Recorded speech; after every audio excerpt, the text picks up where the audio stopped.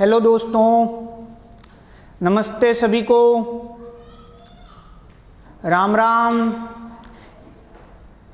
देखें भैया, आज अपन एक नया चैप्टर लेते हैं और उस चैप्टर का नाम है भैया, देखें एक नया चैप्टर लेते हैं, उसका नाम है मानव में निषेचन। मानव में निषेचन, fertilization in human.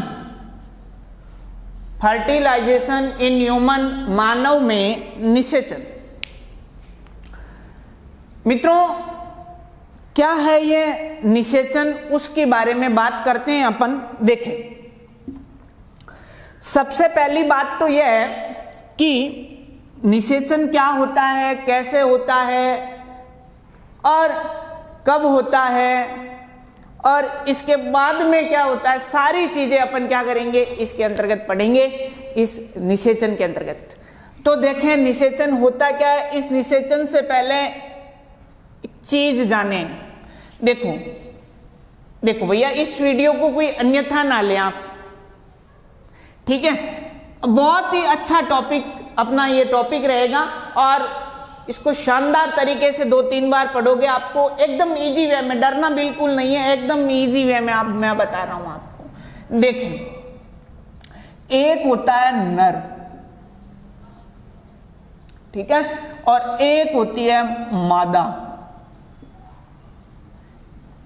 Male female होते हैं भाई, ठीक है। ये दोनों आपस में भैया क्या करते हैं, ये आपस में सर क्रिया करते हैं। कौन सी क्रिया करते हैं, तो उस क्रिया को एक साइंस के अंदर नाम देते हैं मैथुन क्रिया।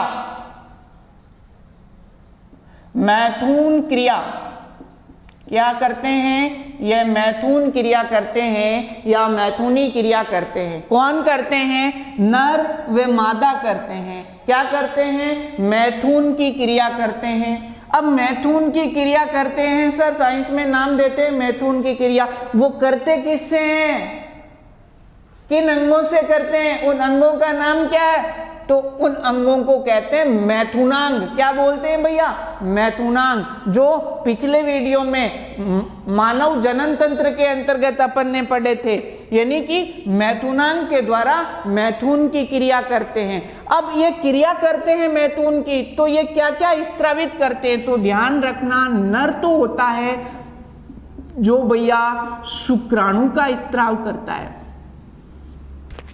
ठीक है, और मादा होती है वो अंडाणु का स्त्राव करती है, ठीक है। नर होता है वो शुक्राणु का स्त्राव करता है और मादा होती है वो अंडाणु का स्त्राव करती है। अब इस नर में शुक्राणु के अंदर ये स्त्राव करता है, तो इसका मतलब कि इसमें एक ही गुण है, एन नाम दूंगा मैं इसको, एन कहूंगा। इस नर का ही गुण है शुक्राणु में, और मादा में अंडाणु है, तो अंडाणु में किसका गुण है, सिर्फ मादा का ही गुण है, तो मैं इसको भी एन दूंगा। शुक्राणु को नर स्त्रावित करता है, अंडाणु को मादा स्त्रावित करती है, और इसको एक नाम देते हैं भैया युग्मक, ठीक है, युग्मक कहेंगे। इसको भी युग्मक, इसको भी युग्मक, तो इनको मैं नाम दूंगा युग्मक, ठीक है। और ये युग्मक मैथुनी क्रिया के समय आपस में मिल जाते हैं, आगे जाके मिल जाते हैं, और इस मिलने वाली क्रिया को क्या कहेंगे, निषेचन कहेंगे, फर्टिलाइजेशन कहेंगे, ठीक है। और फर्टिलाइजेशन के अंतर्गत बनने वाले प्रोडक्ट को बनेगा जो, उसको कहेंगे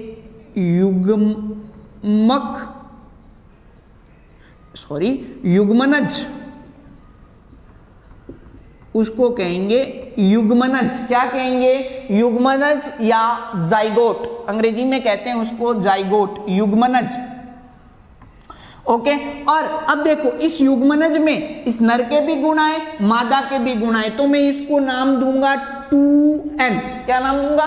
2n, यानी कि निषेचन के फलस्वरूप युग्मनज बना। अब वो बनता कैसे है, कैसे होता है, कहां बनता है, सारी चीज हम इस चैप्टर में पढ़ेंगे। ठीक है। निषेचन तो मैं वापस बोल रहा हूं कैसे होता है निषेचन। नर व मादा होते हैं, वो एक क्रिया करते हैं, मैथुन क्रिया बोलते हैं उसको साइंस में। मैथुन क्रिया के द्वारा अंतर्गत वो नर तो होता है शुक्राणु स्त्रावित करता है, मादा अंडाणु स्त्रावित करती है, और अंडाणु को और शुक्राणु को मैं युग्मक नाम दूंगा। अब अंडाणु और शुक्राणु आगे जाके मिलते हैं, उसको मैं उस क्रिया को नाम देंगे हम निषेचन। और निषेचन क्रिया के अंतर्गत जो प्रोडक्ट बना, जो नया चीज बनी नई, उसको द्विगुणित युग्मनज बना। वो दोनों के गुण आए, इसमें युग्मनज बना। सर बन तो ये गया, लेकिन निषेचन की परिभाषा कैसे दोगे, डेफिनेशन कैसे दोगे? तो भैया देखें निषेचन की परिभाषा, तो मैं लिख रहा हूं निषेचन।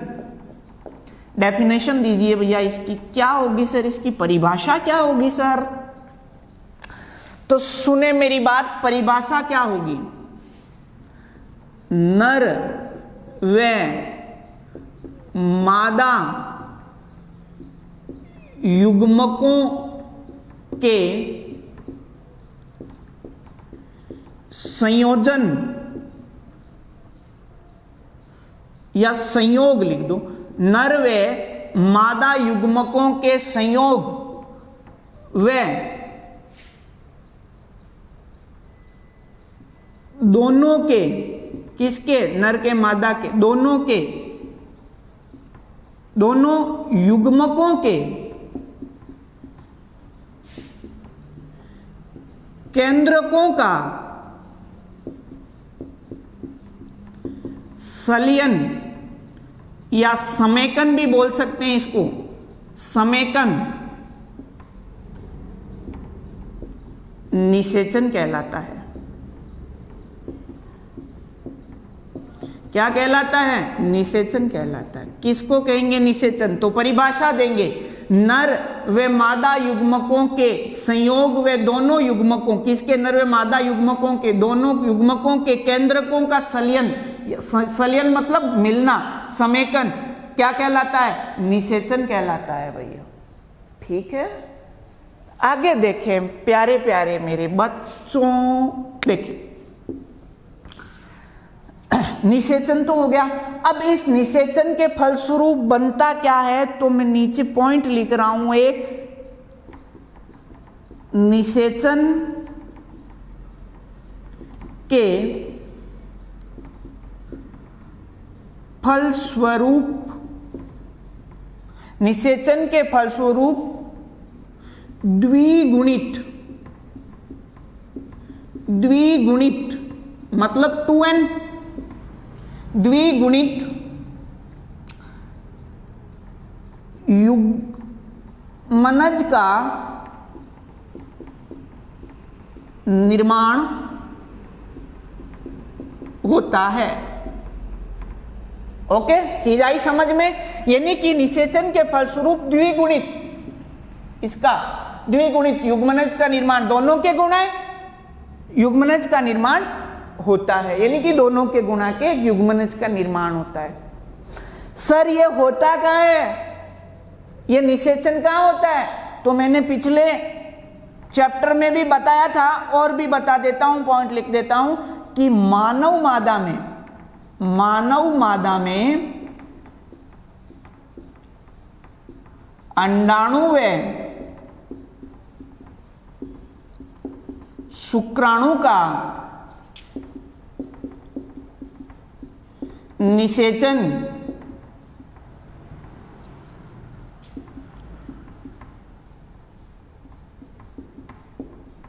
फैलोपियन ट्यूब,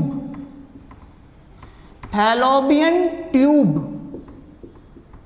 के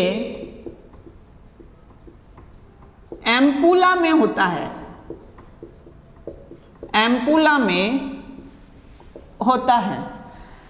मानव मादा में, ध्यान रखना बहुत ही अच्छी लाइन है, मानव मादा में अंडाणु व शुक्राणु का निषेचन फैलोपियन ट्यूब, फैलोपियन ट्यूब अंग्रेजी नाम, हिंदी नाम अंडवाहिनी या डिंब वाहिनी के एम्पुला में होता है। क्या होता है? निषेचन होता है। किसके? मानव मादा के। ओके, ये बात हुई थी आपकी कुछ निषेचन की। अब ये निषेचन सर कितने प्रकार का होता है उसकी बात करते हैं अपन भैया। इसको मैं साफ कर रहा हूं भाई। निषेचन कितने प्रकार का होता है उसकी बात करेंगे भैया।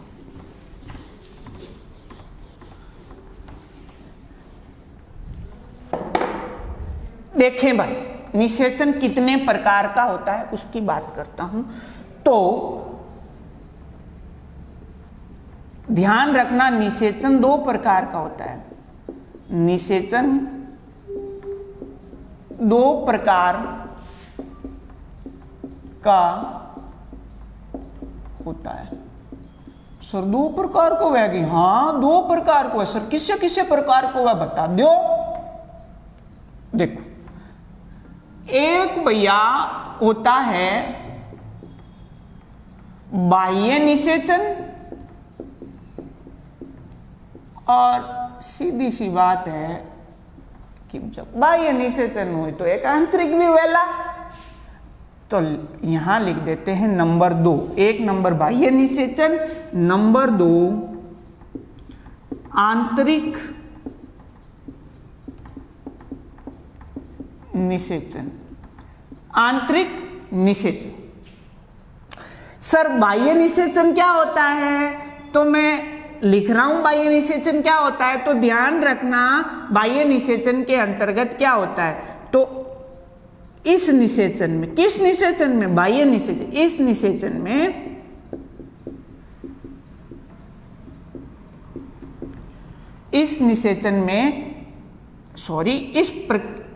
इस प्रकार के निषेचन, ऐसे लिख सकते हैं आप। यह निषेचन, ऐसे लिख दो, यह निषेचन मादा शरीर के बाहर जल में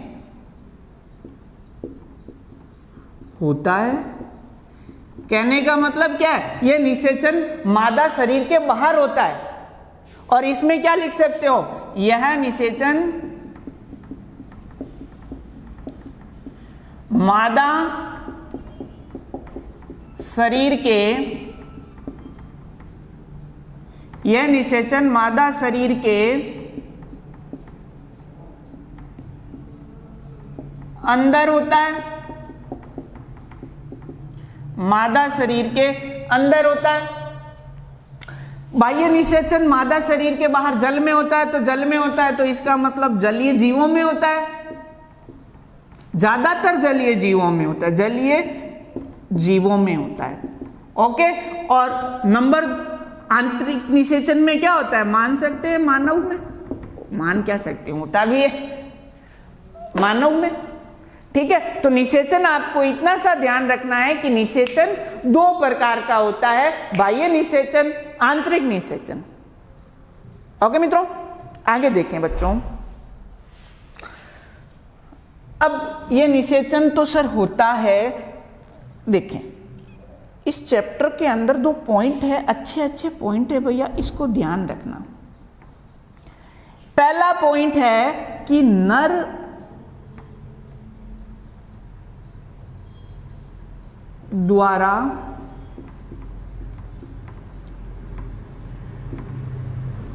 वीर्य, वीर्य मतलब शुक्राणु में वीर्य, शुक्राणु में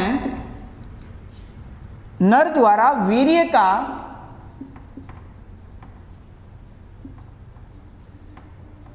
स्त्राव मादा की योनि में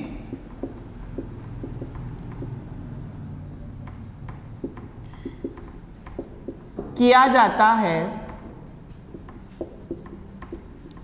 तो इस क्रिया को क्या कहेंगे?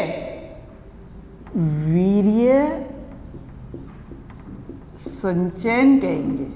तो इस क्रिया को वीर्य संचयन कहते हैं,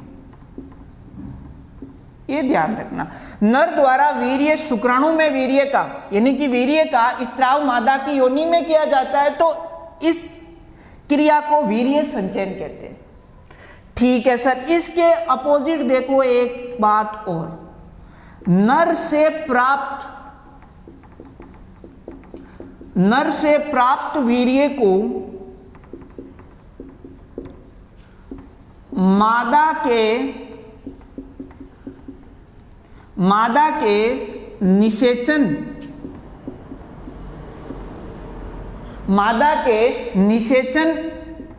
स्थल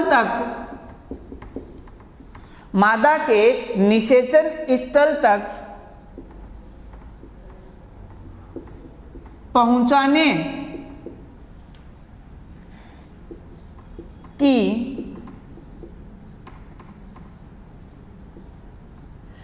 ऐसे लिख सकते हैं, नर में प्राप्त वीर्य को कृत्रिम विधि के द्वारा, ऐसे लिख दो आप, कंफ्यूज नहीं हो गया है ना, ऐसे बता सकते हैं, नर से प्राप्त वीर्य को कृत्रिम विधि द्वारा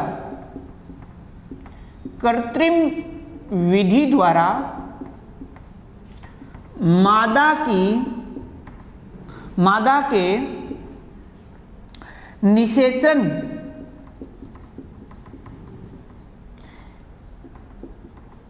स्थल तक पहुंचाया जाता है। इस क्रिया को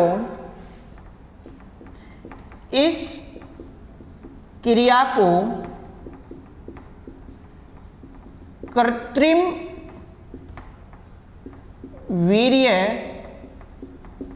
संचयन कहते हैं। ये दो आपको परिभाषाएं या लाइनें आपको ध्यान रखना है। बहुत बार एग्जाम में पूछते हैं कि कृत्रिम वीर्य संचयन किसे कहते हैं, तो ध्यान रखना, नर से प्राप्त वीर्य को, किसको? नर से प्राप्त वीर्य को कृत्रिम विधि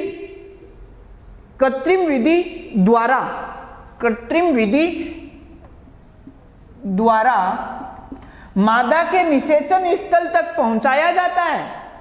इस क्रिया को कृत्रिम वीर्य संचयन कहते हैं। ठीक है, ज्यादातर कृत्रिम वीर्य संचयन पशुओं के अंदर होता है, ध्यान रखना। तो लिख सकते हो, यह क्रिया ज्यादातर पशुओं में होती है, यह क्रिया पशुओं में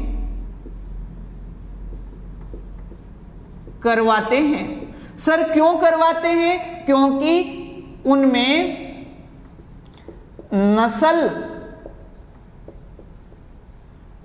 सुधारने के लिए करवाते हैं भैया, नस्ल सुधारने के लिए करवाते हैं। पशुओं में की है क्रिया, पशुओं में करवाते हैं, उनमें नस्ल सुधारने के लिए करवाते हैं। ठीक है, ध्यान रखना, नर द्वारा वीर्य का स्त्राव मादा की योनि में किया जाता है। इस क्रिया को वीर्य संचयन कहते हैं।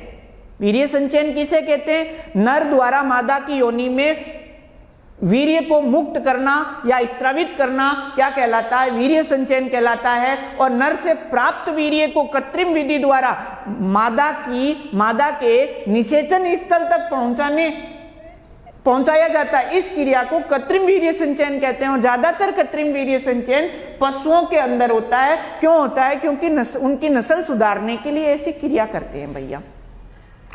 ठीक है, ये 2 पॉइंट आपको ध्यान रखने थे। अब बात करेंगे भैया मानव निषेचन तंत्र के स्टेप्स की, उनके चरणों की, कैसे कैसे संपन्न होता है वो निषेचन। सर हमें तो बता तो इतना दिया, पता इतना चल गया कि निषेचन में शुक्राणु और अंडाणु के केंद्रकों का संलयन होता है। वो सर कैसे होता है, कितना समय लगता है, कहाँ होता है और कैसे कैसे जाता है उसकी बात अपन करेंगे आगे। देखें भैया, अब बात आती है अपने निषेचन के पद की। ठीक है, तो मैं यहां एक हेडिंग दे दूं, छोटा वाला स्टार डाल के, निषेचन के पद, निषेचन के पद, स्टेप ऑफ फर्टिलाइजेशन। क्या बात है भाई साहब, क्या बात है, बहुत ही सोना टॉपिक है, ध्यान से देखना इसको, बहुत अच्छी अच्छी बातें हैं इसमें। ठीक है, देखो थोड़ा सा इसको ध्यान से पढ़ना। इसके 4 स्टेप है, 4 स्टेप को आपको पढ़ना है। सर कौन कौन से स्टेप है, मैं इधर लिख रहा हूं। नंबर 1 पे आता है निषेचन के पद। ठीक है, वो स्टेप, वो चरण जो मादा के अंडाशय तक पहुंचते हैं और उनमें निषेचन की क्रिया संपन्न होती है, वहां तक कैसे कैसे संपन्न होती है वो बात करेंगे। सबसे पहला स्टेप है शुक्राणु का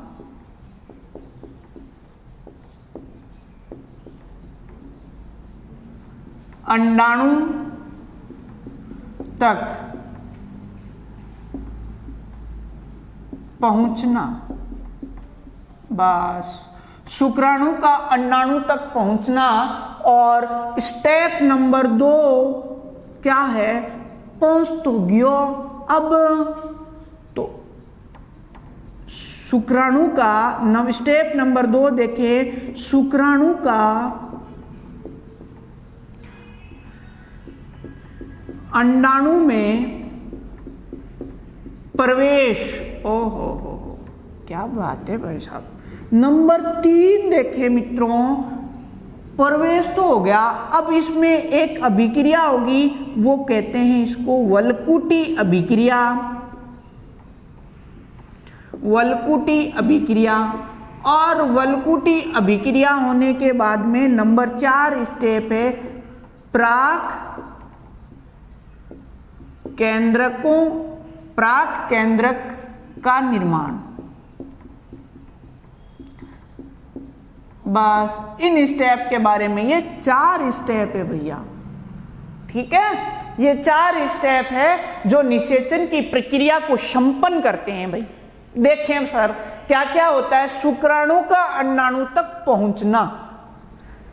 भाई शुक्राणु का अंडाणु तक पहुंचना यानी कि नर व मादा मैथुन क्रिया की, उन्होंने दोनों ने, नर व मादा ने मैथुन की क्रिया की। अब मैथुन की क्रिया हुई तो नर क्या करता है, नर के शुक्राणु मादा की योनि में वीर्य स्खलित कर दिया। ठीक है, तो शुक्राणु अंडाणु तक, वो शुक्राणु अंडाणु तक पहुंचे कैसे, वो वीर्य अंडाणु तक पहुंचा कैसे, उसकी बात करेंगे। अब पहुंचने के बाद में शुक्राणु का अंडाणु में प्रवेश कैसे हुआ, अंदर गया कैसे, और अंदर जाने के बाद में कितने गए, उसमें एक अभिक्रिया होती है वल्कुटी अभिक्रिया, और लास्ट में एक प्राक केंद्रकों का निर्माण होता है, निषेचन की प्रक्रिया संपन्न होती है, भ्रूण का रोपण होता है, वो कैसे कैसे होता है वो बात करेंगे अपन। तो पहला मैं इधर लिख रहा हूं, इनको तो स्टेप को मैं आप यहां लिखा हुआ रहने दूं। देखिए मैं इधर से स्टार्ट कर रहा हूं भाई। पहला बिंदु है अपना नंबर 1, क्या है, शुक्राणु का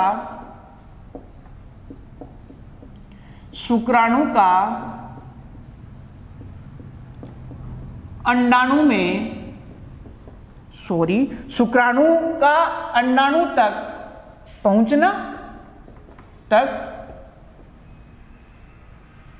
पहुंचना, बस ये कैसे पहुंचता है भाई, शुक्राणु का अंडाणु तक पहुंचना। देखो टागरों क्या होता है इसमें, जैसे मान लो ये नर है, ये नर क्या करता है भाई, क्या मुक्त करेगा, वीर्य मुक्त करेगा। सीधी सी बात है, वीर्य कब करता है सर, मैथुनी क्रिया पे करता है ना भाई। नर वीर्य मुक्त करता है, कहां करता है सर, तो ध्यान रखना है मादा की योनि में ही तो करता है भाई। तो वो आगे कहां जाता है सर, वीर्य मादा की योनि से किसमें जाता है, फैलोपियन ट्यूब में जाता है। फैलोपियन ट्यूब में जाता है। और आपको पता है कि फैलोपियन ट्यूब में क्या है, अंडाणु है, सीधी सी बात, अंडे हैं, वहां अंडे हैं, वहां अंडाणु है फैलोपियन ट्यूब में, और वहां निषेचन संपन्न होगा, सीधी सी बात है।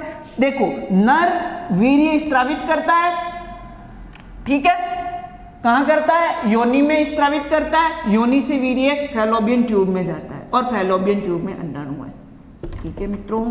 अब देखो, क्या सर ये वीर्य सिर्फ वीर्य ही करता है क्या, शुक्राणु नहीं होते हैं क्या? हाँ होते हैं सर। कितना, देखो शुक्राणु भी होते हैं सर। देखो एक बात ध्यान रखना, नर वीर्य स्त्रावित करता है सर, कितना करता है वो, तो ध्यान रखना 3 से 5 ml मादा की योनि में नर वीर्य मुक्त करता है या स्त्रावित करता है, 3 से 5 ml।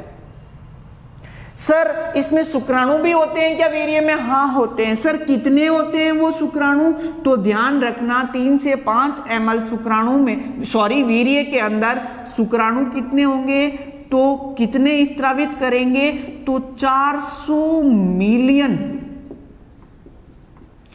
कितने करेंगे, 400 मिलियन स्त्रावित करेंगे। क्या ये सर 400 मिलियन शुक्राणु अंडाणु के पास जाएंगे क्या? नहीं। तो सर कितने जाएंगे, वो मात्र 100 शुक्राणु जाएंगे। कितने जाएंगे रे, 100 शुक्राणु जाएंगे। अरे सर आप तो बता रहे हो 400 मिलियन शुक्राणु जा रहे, तो सर 400 मिलियन शुक्राणु बाकी कहां गए, सो ही गए इस अंडाणु के पास फैलोपियन ट्यूब में, बाकी कहां गए? तो मित्रों बच्चों ध्यान रखना है कि इस मादा की योनि में, सॉरी मादा की योनि की अम्लीयता के कारण, इस मादा की योनि की अम्लीयता के कारण, किसके कारण, इस मादा की योनि की अम्लीयता के कारण ये जितने भी बाकी शुक्राणु थे वो नष्ट हो गए। सर ये अम्लीयता कहां से आई?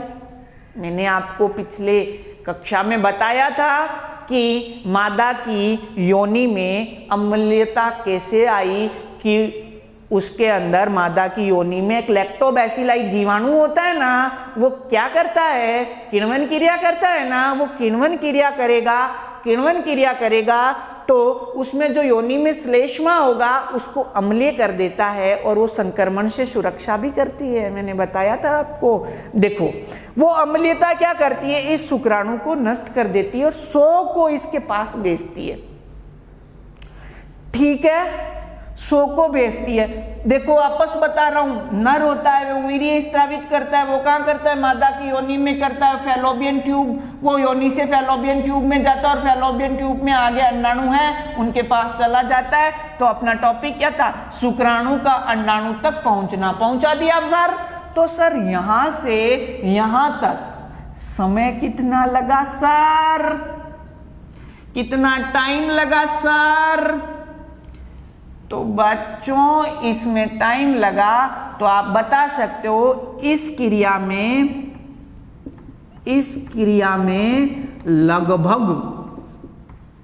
लगभग 5 से 6 घंटे लगे मित्रों, घंटे लगते हैं, ठीक है क्या? ये पूरी प्रक्रिया में 5 से 6 घंटा लगे क्या, ठीक है क्या? चलो, शुक्राणु का अंडाणु तक पहुंचना, सर पहुंचा दिया पर कितनी देर लगी सर? 5 से 6 घंटा लग गया, ठीक है क्या? अब देखो मित्रों, देखो अब दूसरा टॉपिक क्या आता है अपना, दूसरा पॉइंट पद क्या था, चरण क्या था, शुक्राणु का अंडाणु में प्रवेश। अब प्रवेश कैसे करता है, देखो जैसे मानो कि ये भैया क्या है, अंडाणु है, और इस अंडाणु की 2 परतें होती है, ध्यान रखना भाई, इस अंडाणु की 2 परतें होती है, आप तो जानते ही हो अंडाणु की 2 परतें होती है। सर कौन कौन सी होती है, तो अभी मैं नाम भी बता दूंगा आपको। ये आपका जैसे मान लो अंडाणु है, ये अंडाणु है, और इस अंडाणु पे दो परतें लगी होती है, दो परतें लगी होती है, उस परत सबसे बाहर वाली परत का नाम है भैया corona radiata, corona radiata. Corona virus नहीं है कोविड-19 वाला भाई, यहां से सर यहां से लिया क्या कोविड-19 वाला नाम? यहां से नहीं लिया भैया, वो सूर्य के एक भाग से लिया गया कोरोना वायरस का नाम, यहां से नहीं लिया गया। आप कहोगे सर क्या कोरोना कोविड-19 वाला है? ये नहीं है। देखो कोरोना रेडिएटा, और अंदर वाली जो परत दिख रही है उसका नाम होता है भैया जोनो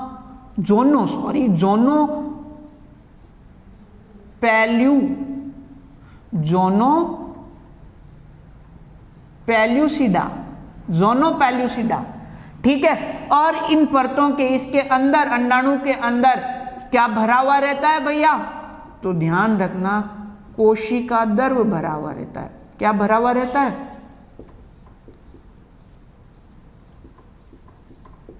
कोशिका द्रव्य भरा रहता है, कोशिका द्रव्य रहता है, ठीक है।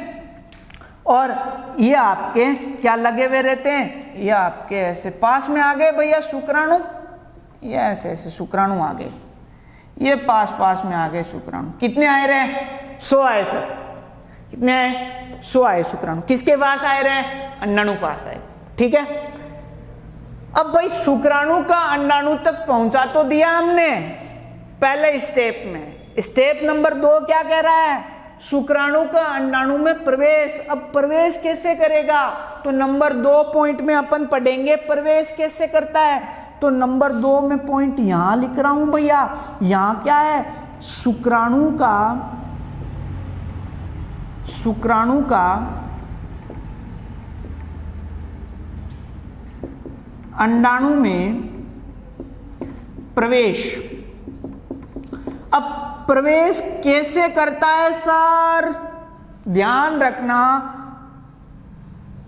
देखो शुक्राणु का अंडाणु में प्रवेश, यहां तक शुक्राणु पास आए सीधी सी बात। जब पास आएंगे, जब चिपकेंगे कैसे सर? तो ध्यान रखो, इनको चिपकाएंगे भैया। कैसे चिपकाओगे सर? देखो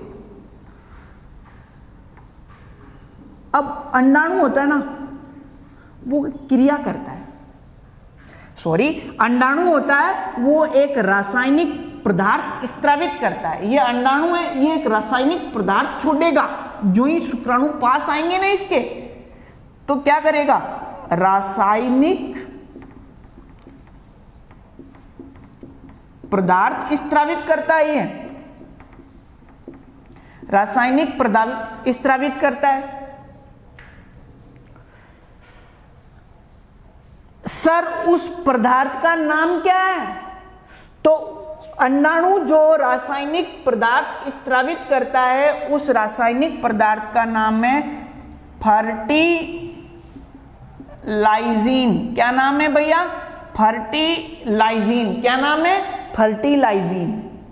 सर ये फर्टिलाइजीन के ऊपर, ध्यान रखना, इस फर्टिलाइजीन के ऊपर क्या चिपके हुए रहते हैं? क्या रहते हैं? इस फर्टिलाइजीन के ऊपर क्या रहते हैं? तो शुक्राणु स्नेही स्थल होते हैं, यानी कि शुक्राणु को चिपकाने वाले स्थल होते हैं।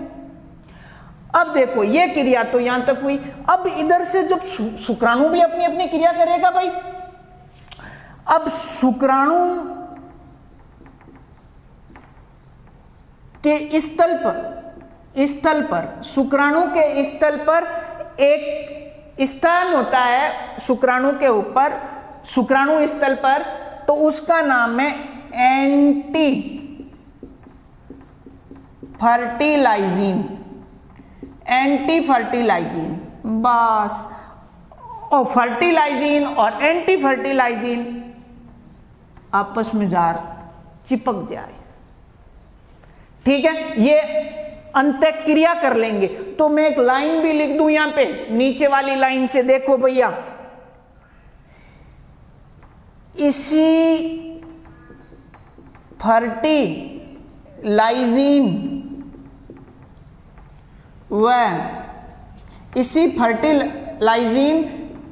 व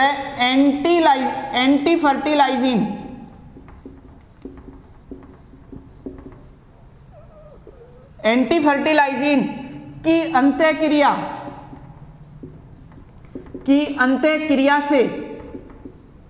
अंत्यक्रिया से अंडाणु व शुक्राणु आपस में चिपक जाते हैं। बस चिपक दो आपस में, ठीक है। इसी फर्टिलाइजिन और एंटी फर्टिलाइजिन की अंत क्रिया से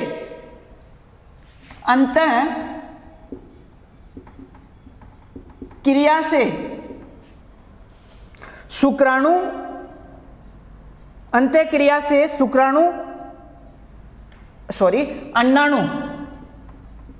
अंडाणु व शुक्राणु आपस में चिपक जाते हैं। तो आपको पूछ ले अंडाणु और शुक्राणु किसकी अंत्यक्रिया से चिपकते हैं, तो आपको ध्यान रखना है फर्टिलाइजिन और एंटी फर्टिलाइजिन। फर्टिलाइजिन क्या है, जो अंडाणु रासायनिक पदार्थ स्रावित करता है। आपको पूछ ले कि अंडाणु कौन सा रासायनिक पदार्थ स्रावित करता है, तो आपको नाम याद रखना है फर्टिलाइजिन। और शुक्राणु पे जो स्थान होता है जो फर्टिलाइजिन के साथ क्रिया करता है अंत्यक्रिया, उसका क्या नाम है, उसका नाम है एंटी फर्टिलाइजिन। कंफ्यूज मत होना फर्टिलाइजिन और एंटी फर्टिलाइजिन के अंदर भैया, ठीक है। अब सर चिपक तो गए, अब क्या होगा आगे, तो मैं इसको साफ कर रहा हूं भैया ना, तो मैं ऊपर लिख रहा हूं ये लाइन,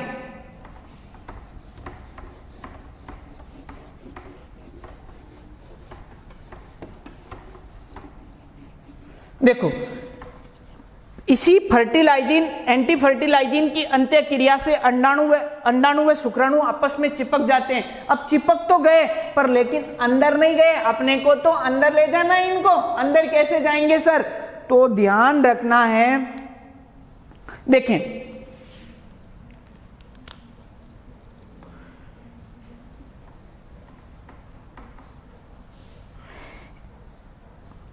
तो ध्यान रखना है भैया,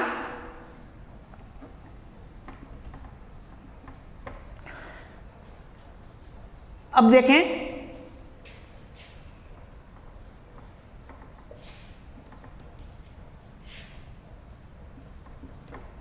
पॉइंट लिख रहा हूं मैं अगला। अब देखें क्या होता है कि शुक्राणु है ना, शुक्राणु का अग्रपिंड इस क्रिया में भाग लेता है।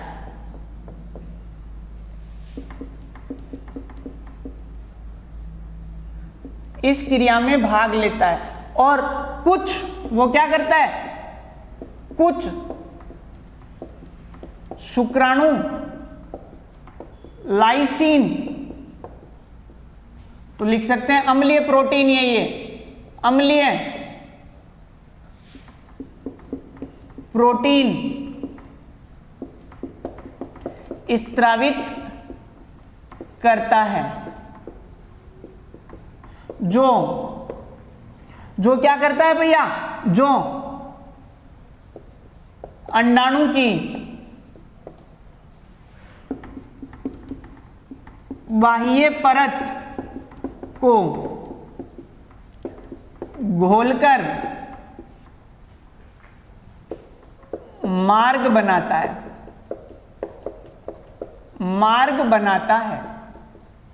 देखें इस लाइन को समझे भैया, देखो मैंने यहां वापस बता रहा हूं मैं, शुक्राणु का अंडाणु में प्रवेश कैसे होगा, अंडाणु एक रासायनिक पदार्थ स्रावित करेगा फर्टिलाइजिन नामक, वो उस पर शुक्राणु स्नेही स्थल होगा और इधर से शुक्राणु स्नेही स्थल एंटी फर्टिलाइजिन आपस में जाकर चिपक जाते हैं, इसकी अंत्यक्रिया के द्वारा आपस में चिपक जाते हैं। अब चिपकने के बाद में क्या करेंगे, शुक्राणु का अग्रपिंड इस क्रिया में भाग लेगा। अग्रपिंड क्रिया का वो क्या करेगा, कुछ शुक्राणु लाइसिन स्त्रावित करेगा, यानी कि अम्लीय प्रोटीन स्त्रावित करेगा। स्त्रावित करता है जो अंडाणु के बाह्य जो परत है उस परतों को घोल देता है, घोलकर अंदर जाने का मार्ग बना लेता है। क्या बना लेता है? अंदर जाने का मार्ग बना लेता है भैया। अंदर जाने का क्या बना लेता है? मार्ग बना लेता है। तो हमने करवा दिया शुक्राणु का अंडाणु में प्रवेश। ओके, अंडाणु में प्रवेश हो गया। अब देखो अंडाणु में प्रवेश, सर कितने अंडाणु प्रवेश, सॉरी कितने, इस अंडाणु के अंदर कितने शुक्राणु गए? क्या ये सारे ही शुक्राणु चले जाते हैं क्या 100 के 100? नहीं, एक जाता है, बाकी क्या होते हैं? बाकी नष्ट हो जाते हैं। सर कैसे होते हैं? वो होते हैं वल्कुटी अभिक्रिया के द्वारा। तो नंबर 3 पॉइंट अपना है वल्कुटी अभिक्रिया। वल्कुटी अभिक्रिया, और इस वल्कुटी अभिक्रिया के द्वारा क्या होता है भैया? इस वल्कुटी अभिक्रिया में तो ध्यान रखना है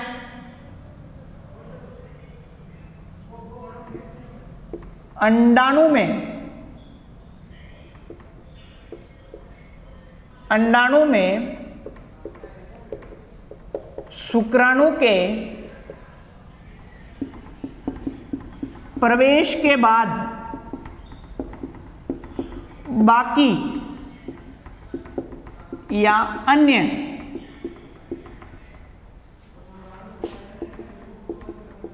शुक्राणु को बाहर ही रखने के लिए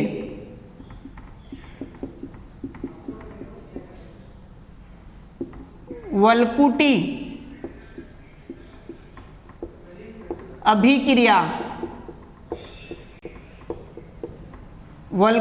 अभिक्रिया होती है भैया। यानी कि इसकी परतों से कुछ कुछ वल्कुटी अभिक्रिया होती है और उनको नष्ट कर देते हैं। और चौथा स्टेप हमारे पास में आता है प्राक केंद्रक का निर्माण। क्या आता है भैया? प्राक केंद्रक का निर्माण। चौथा पॉइंट लेते हैं, मैं इसको साफ कर रहा हूं सारे को भैया, रफ कर रहा हूं। लास्ट अपना टॉपिक आता है, पॉइंट आता है, पद आता है भैया, कौन सा? प्राक केंद्रक का निर्माण कैसे होता है? अंदर प्रवेश कर गया, बाकी शुक्राणु नष्ट हो गए, सारी चीज हो गई। अब क्या होता है सर? तो सर अब अंदर एक क्रिया होती है। सर अंदर अब प्रवेश करने के बाद में भी कुछ होता है क्या? हाँ होता है। तो सर बता दो ना वो भी क्या होता है। तो इधर मैं कुछ बातें लिख देता हूं। तो पॉइंट है अपना कि शुक्राणु का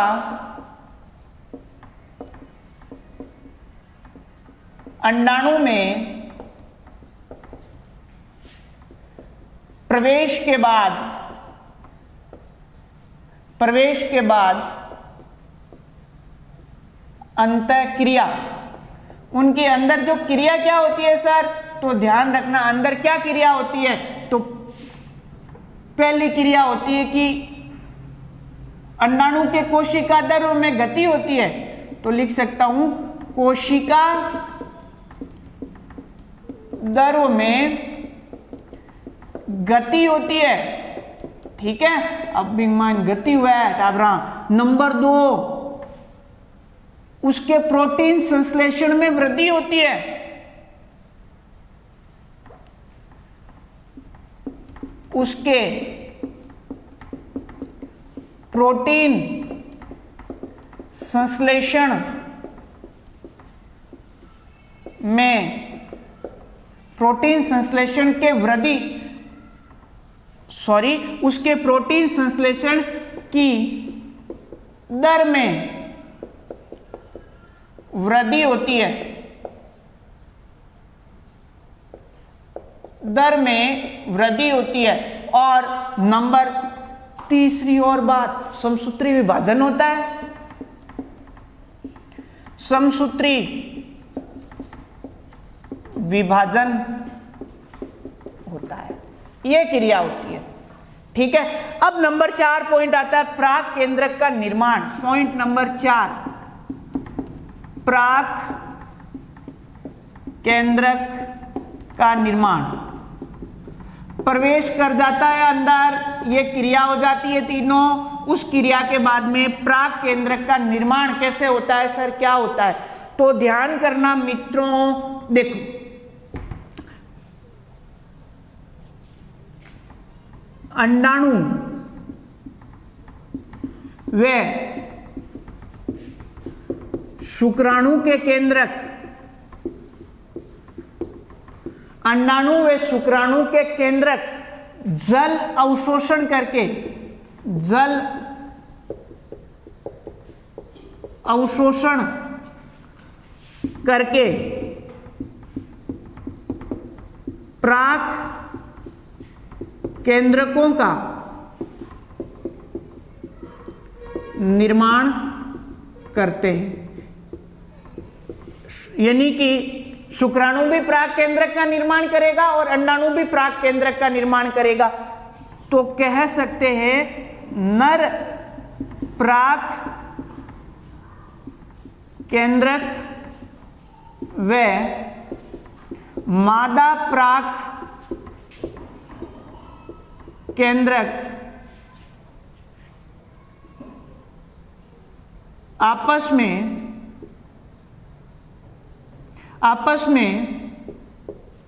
मिलकर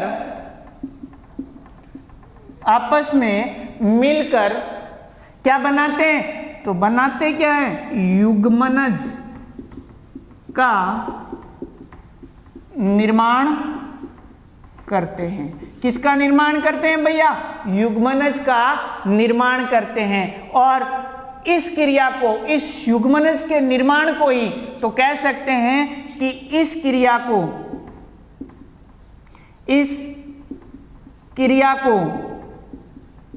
निषेचन या उभय मिश्रण कहते हैं। अब मिश्रण हो गया, युग्मनज बन गया, और युग्मनज बनने के बाद में क्या होगा सर? तो युग्मनज बनने के बाद में उसके कोशिका विभाजन होगा। क्या होगा भैया? कोशिका विभाजन होगा। क्या होगा भैया? कोशिका विभाजन होगा।